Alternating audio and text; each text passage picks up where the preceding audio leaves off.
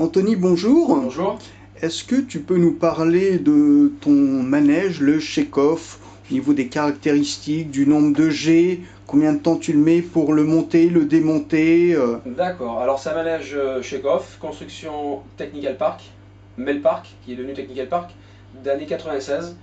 Il mesure 18 par 19, mais il monte à une hauteur de 13,50 m et il tourne à une vitesse de 4G. Tu mets combien de temps pour le monter et le démonter?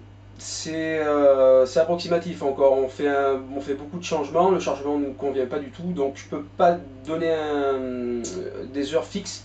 Je pense que quand le chargement sera terminé, on mettra une journée et demie pour monter et 6-7 heures de démontage. Avant, tu avais l'hypertension. Oui. Est-ce que tu peux nous expliquer pourquoi tu l'as revendu? Alors j'ai commencé avec une chenille, mes parents avaient une chenille, j'avais l'âge de 15 ans, j'ai fait la main dessus, j'ai travaillé avec, et de là j'ai acheté l'hyper, que j'ai renommé hypertension, je l'ai gardé 4 ans, j'ai bien gagné ma vie, j'en étais très très content, et j'avais envie d'évoluer, j'avais envie de changer de manège, je voulais quelque chose de plus gros, plus attractif, plus meilleur. Donc du coup je l'ai revendu en Angleterre pour m'acheter le Chekhov. Et est-ce que tu pensais, avant d'acheter le Chekhov, acheter un autre manège? Est-ce que tu avais des vues sur des autres manèges comme des boosters, des Non, capriolos, des non. balanciers? Non, Non. je voulais pas quelque chose de balancier, je voulais vraiment un métier à plateau, parce que je trouve que ça manque maintenant, il y a beaucoup de boosters, beaucoup de balançoires.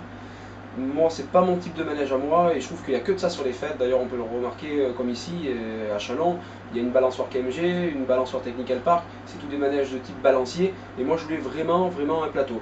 J'avais des vues sur un autre manège, ça s'est mal passé, j'ai pas eu de chance, donc du coup je me suis rabattu sur le Chekhov.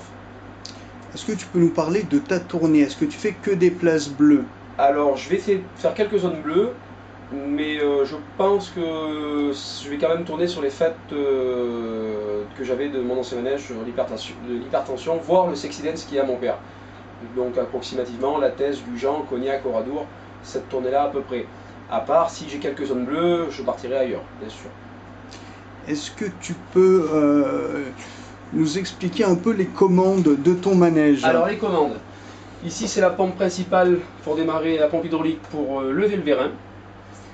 Là vous avez montée et descente du vérin, moteur du plateau, donc le potentiomètre pour le plateau, moteur des satellites voiture. Là ici c'est le potentiomètre pour accélérer la voiture,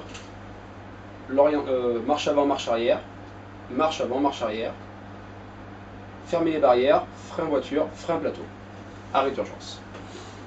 Est-ce que tu as eu l'occasion de visiter la ville de Chalon-sur-Saône ou pas? Alors j'ai pas eu trop l'occasion, mais je me promène quand j'ai quelques minutes. Mais vu que le manège me demande quand même beaucoup de temps, j'ai pas trop le temps pour moi, mais quand j'ai quelques minutes, j'essaie de le faire. Alors maintenant, on va passer aux questions De Jésus? de Turbo Kermis. Voilà.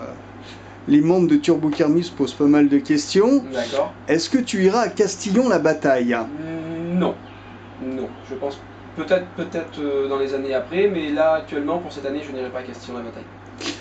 Est-ce que c'est toi qui tiens la page du Facebook du Chekhov? Oui, c'est moi qui tiens la page du Facebook du Chekhov, qui a été créée par Thibaut Vitré. Un petit coucou à lui. Et c'est tous les deux qu'on s'en occupe. Alors on va passer maintenant au niveau musique. Est-ce que tu passes du reggae? En fin de soirée? Est-ce que tu passes du Rolling Stone? Non. Est-ce que tu passes du hard rock? Non plus.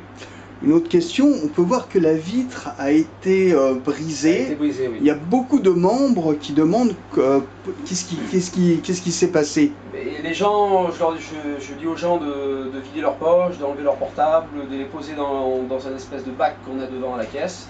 Et ils veulent pas nous écouter, donc ils montent avec leur téléphone et on a pris un téléphone dans la vitre.